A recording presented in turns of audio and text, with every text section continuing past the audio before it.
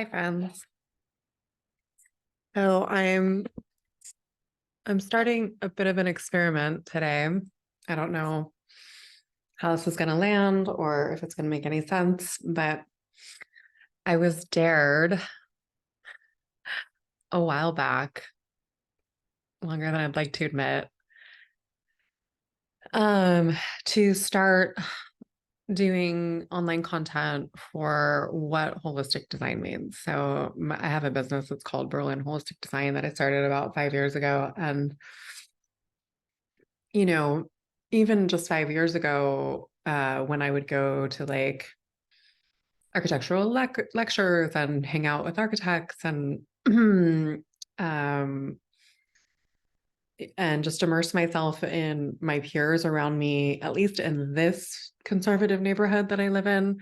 Um, People would ask my business name, and basically kind of make fun of me for having this word holistic. Like, what is, like I remember this architect who's a friend of mine saying, like, are your clients gonna like eat their walls? That like his association with like holistic foods or things like that. So I realized that that word, holistic medicine, holistic health, has come a long way in 5 years. And I've seen some online content around holistic design, both like for health, spirituality, pop up with content in the last like since that time. So one of the concepts that I wanted to play with um, is a concept where I love to play with tarot. I have kind of this like one foot and healing and spiritual sort of interest in human potential. And then, the other foot in how do you structure your world in a way that aligns with that, right? And so it's this exploration and from my perspective, everything is spirit, everything is embodiment of spirit, including us and including our environments, and that our environments reflect certain aspects of ourselves. So there's two ways to kind of look at that. One is like, don't judge a book by its cover,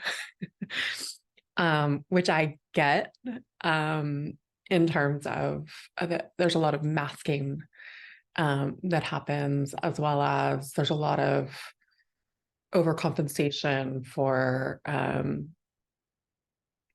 certain aspects, right? So you get kind of an insincerity in a lot of presentations, and that can definitely be in the design realm and how someone presents themselves in their homes and all of that. And then and then there's kind of like, you can judge a book by its cover in a way that energetically things will reflect the truth at some level. And so one of the one of the spiritual laws and truths that I work with is that all absolute truths are contradictory, which is what my somebody that I follow and learn from, Sri Sri Ravi Shankar says. And so I'm always playing with these dualities of truth. So one of the ideas I had, I mean, there's two different ways that I could do this, right? So one of the ideas was I love playing with tarot, and there's kind of an archetypal psychology that exists in all humans, and however you want to think about tarot. But for me, it's a conversation. And I feel like we're in constant conversation with spirit, and cards can be a way to kind of enhance the volume of what wants to come through at another level. So like one of my thoughts was just pulling some cards and then seeing what comes through in the messages from spirit or from random coincidence of cues on the cards. So whichever way someone wants to think of it, it's all kind of the same. And then there's another format that is something I've played with, which is digging into more research, right? So something more structured, something where I have like a template of here's the topic, right? Feng shui, and here are the characteristics. And I don't know that that's going to be my flow. I think there's enough of that out there in the world. So if I feel prompted to dig into more research and or post articles, that's kind of the way that I'm foreseeing myself playing with this channel of exploration of content with you all. And I guess my intention, I'll just share, because I think intention is important. My intention is, even though I have this business that has this word holistic in it, if I don't present what holistic means to me, it's difficult to align with the needs of others that align with how I view and express design, right? And so it's an exploration for me to help define and play with those concepts, as well as kind of put out into the world what it is that I'm resonating with, or what it is that I am, what my intention is behind that, right? So right now, I don't feel like I'm attracting clients that necessarily understand what even the benefits of looking at something holistically is in their designs. They're seeing it as very topical solutions in their home. So we'll start. So I have this is a OSHA deck, and I'll just flow and we'll see what happens. I may or may not do anything with this. So when I was applying for graduate school, I had this I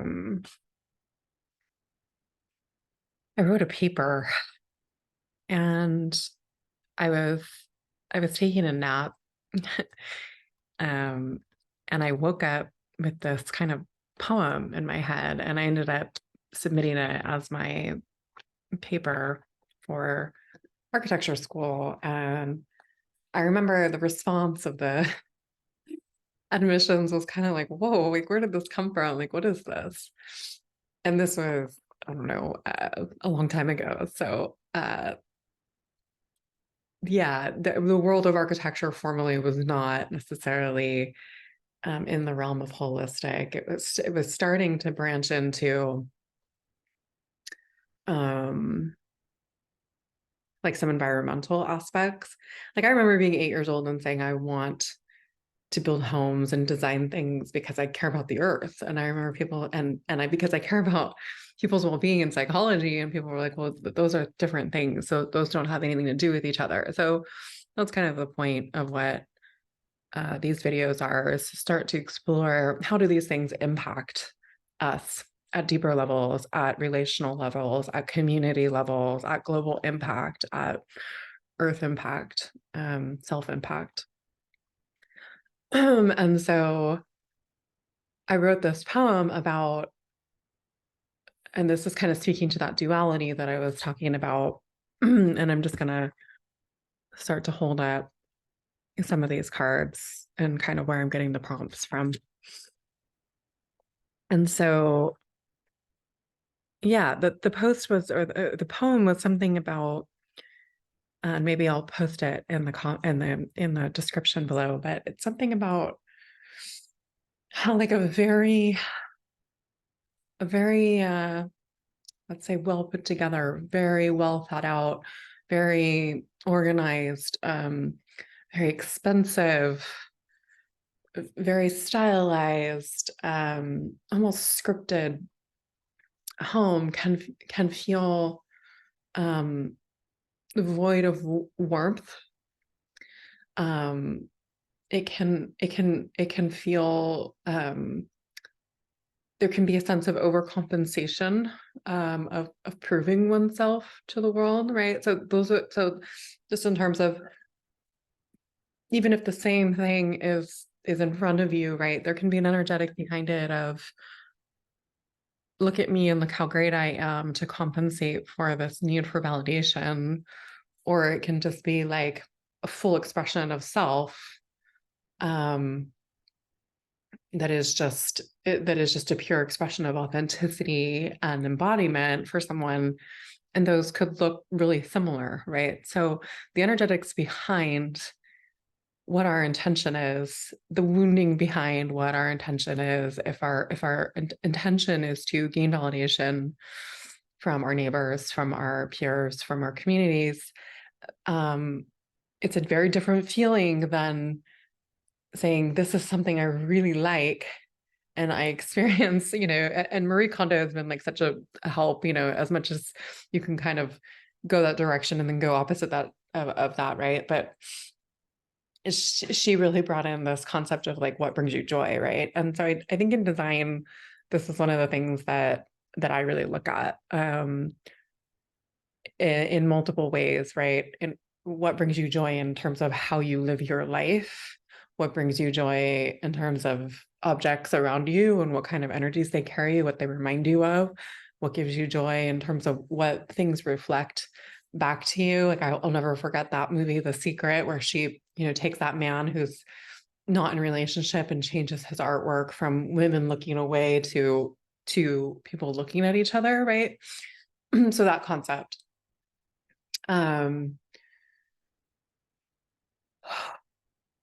think, the thing that comes out in these two cards is this concept of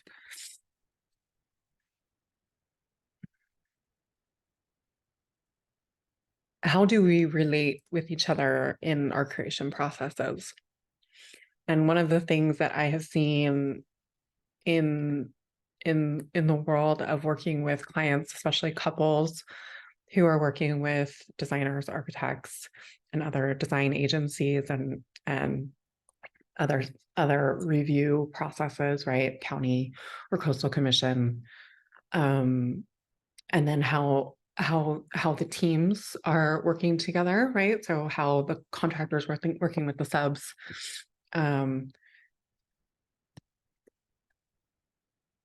This relational aspect of how do we create and what is the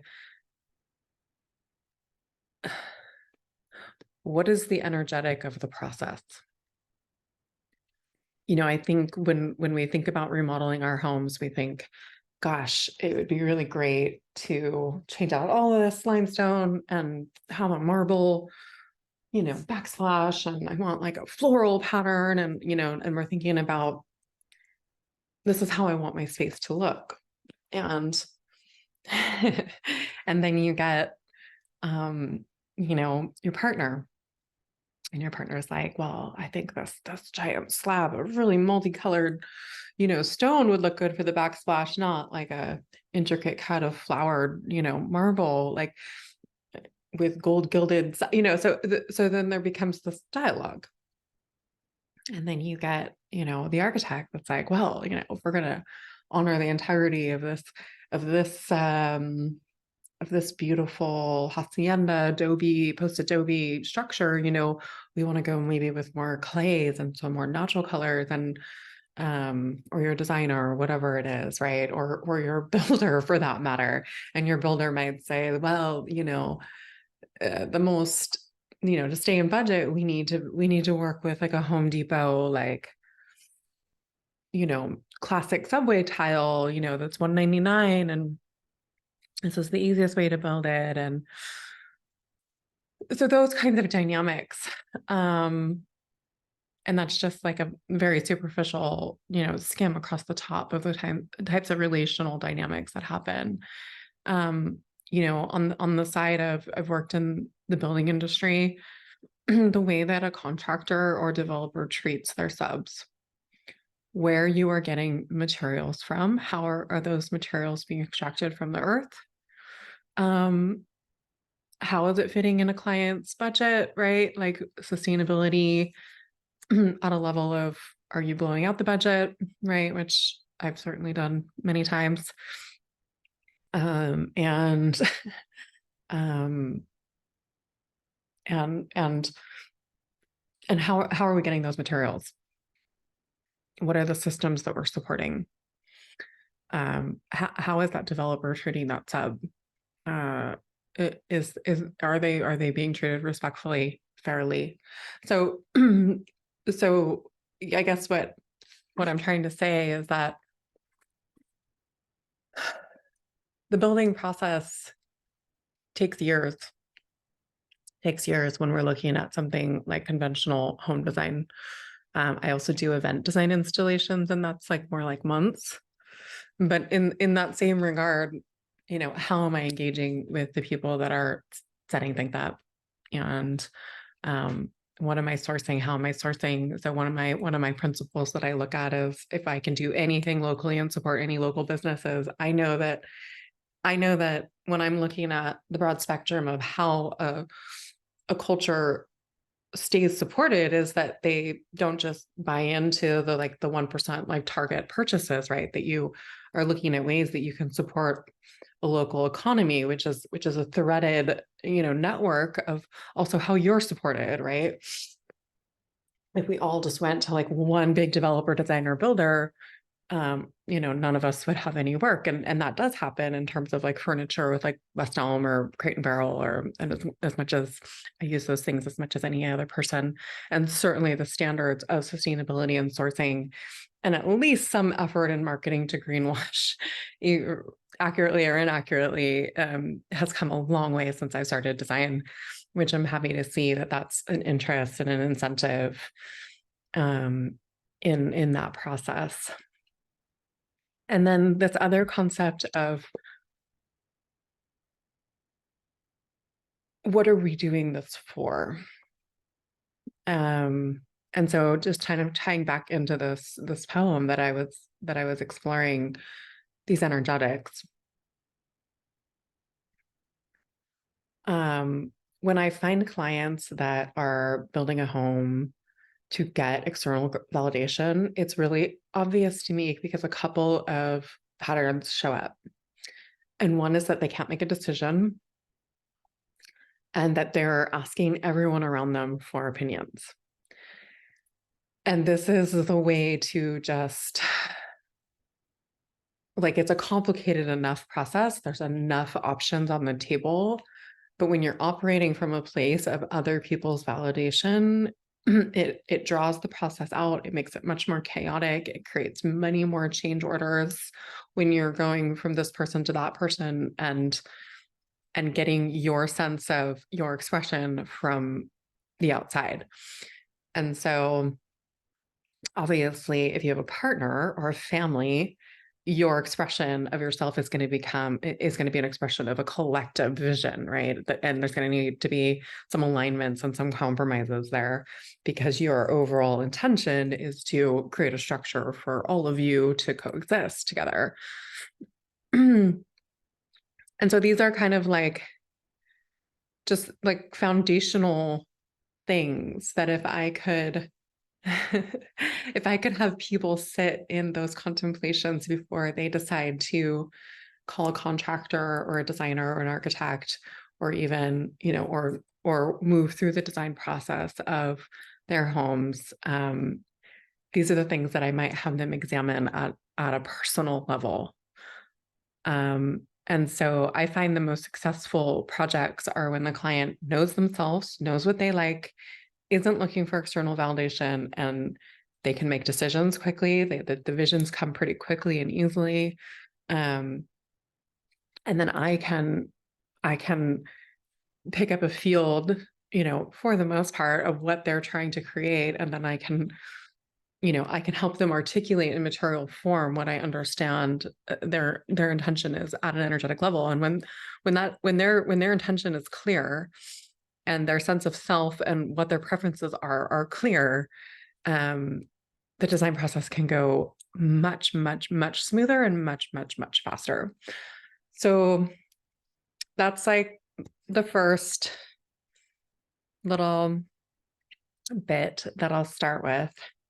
And I'll just talk a little bit about my own life and my own home and my own process, because I may also want to kind of move through some processes together, right? Like I think that's a way to learn, right? As for us to experience things together, right? So I'll talk about my process in my own home. So for me, what feels good for me is having people in my home, having animals, babies, little goggles of children that move around in little pods and get into trouble and explore and build and paint or whatever, right?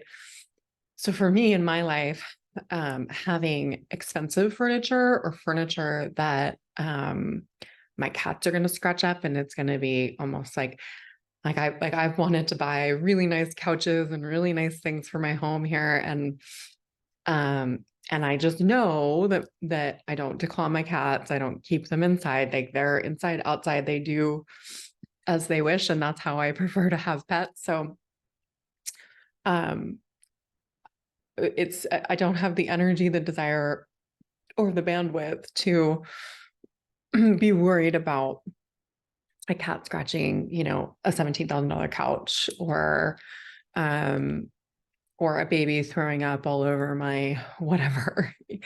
So, so the way that I live is that things move often, the space moves often, things come in and out often, and I personally have just worked with used and or donated furniture in my world. And that's also just how I was kind of raised. And I've been exploring, what does it mean to invest in myself and my space? And what does that look like for me with my budget and my lifestyle? I've also been a single mom on a single income with 2 children for the last more than a decade. And so for me, investing in furniture is not my highest priority. So it's creating foundational education like spaces and being in a district of high education for my children and so on and so forth. So just looking at all those things. So my house is constantly changing. Different art comes in, different furniture comes in. Um, Nothing in here was bought new. Sometimes I make things. Some things were given to me by friends or deceased persons that wanted me to have certain things. So it's this kind of ongoing joke. Like, sometimes I won't even have a sofa in my living room, and I'll just have like kind of mats or platforms. I love to hold circles.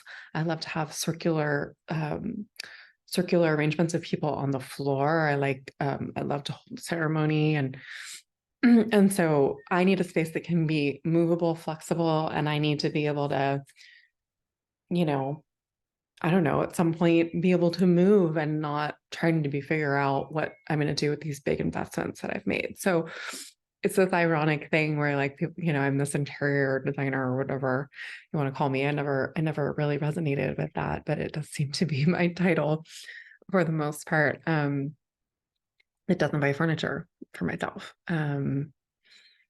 So that's just an example of, and I keep my space fresh. I keep it clean. I like to bring in flowers. I like to move things around, and I like to have things around me that I like. And that is constantly changing. So it's also really important for me to be able to keep moving, and for the space to change as I move through life and as my life changes and what I'm supporting, and to have that flexibility. So I think I'll leave it there and make another slot to do this again. And if you like it, great. If you don't, if no one watches it, all is well. I'm just going to keep playing with this template, and see you next time.